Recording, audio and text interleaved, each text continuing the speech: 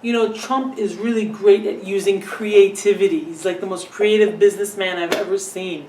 I like to call him the Walt Disney of business. And look, he's built an empire on that creativity. It's great. Give it up. Give him props, please. And I don't mind a white lie. You know, in business and in life, I think a well-placed white lie is actually a necessity. Listen, Trump is trustworthy. You know, he has a very specific system that you can count on everything he says. Whatever he says, the opposite is true. That's consistency, right? For example, he says, you know, he was the biggest backer of birtherism. And as soon as the jig was up, Hillary did it, right? Whenever he has said, and consistently, whenever he has said it was finished on time and under budget, opposite is true. At least you can count on this guy, right? It's amazing. And some people always want to hate. The irony with the whole birtherism thing, I didn't really get it because I was like, why is it racist? If the guy wasn't born here, we have to find out, right? I didn't get it. The irony of it all is that even if the president was born in Zimbabwe, it wouldn't matter because he would still be eligible for the presidency. His mother was American. And the fact that he didn't ask the Panamanian-born McCain for his birth certificate kind of made it racist. Like, you know, he asked Hussein, but he didn't ask McCain. One of those things. You know, I'm really confused about something. I just couldn't get how the Jews are voting with the neo-Nazis. Like, how does that happen? I had to give it a little bit of thought. And I realized you'd have to be lying to one or both sides for that to happen. And again, Trump gets it. He's a numbers guy. You know, 66% of America demographically is white.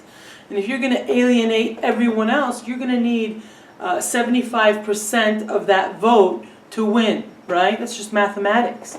And how do you do it? How do you get these literal polar opposites, like the KKK and the Jews, to vote together?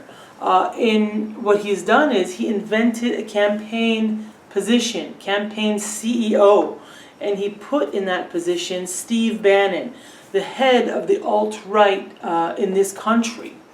And what that really is, that, you know, he never gets, he never speaks, Steve Bannon never speaks for Trump. They hardly are ever pictured together. But he's there, and he is like a dog whistle or a secret message to the alt-right, kind of like, hey, we got your back. And that's how you are voting with the neo-Nazis, the white supremacists.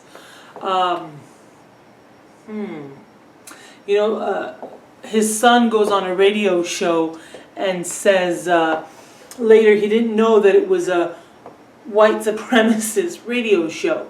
I mean, look, I like to give the guy the benefit of the doubt, okay? Maybe when he saw the swastikas, he thought he was in India. Namaste.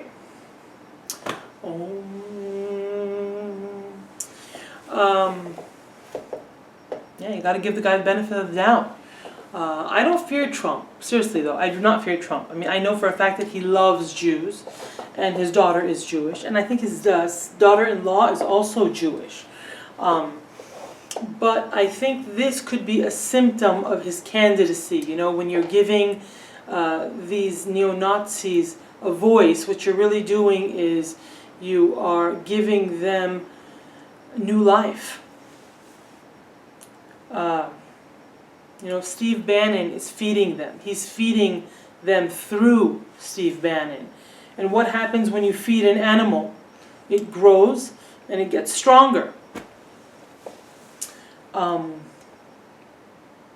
You know, I don't think that we're standing in 1920. I mean, that's a little overboard, but I don't know. I do know that 70 years ago, some of us were German. 35 years ago, I was Iranian. And weirder things have happened. Oh, and one last thing. On the whole, Republicans all being status quoers, and that's why they hate him and that's why they're against him, I actually think that The dog whistles that we are deaf to, they are trained to hear, and they hear it very loud and clear, and they are freaked out by some of this stuff.